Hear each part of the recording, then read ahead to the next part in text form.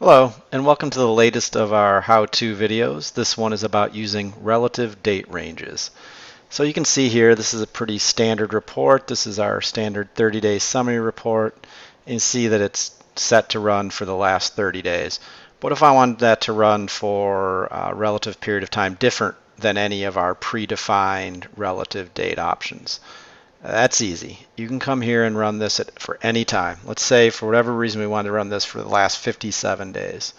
We would type here 57 days ago, and there you go. I guess June 9th was 57 days ago.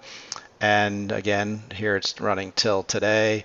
You could type, I want it to run from 57 days ago till 3 days ago, and there we go. You can also do this with months. You could say I want this to go, let's say 4 months ago. And there we go. April 1st was evidently officially 4 months ago to the start of the month.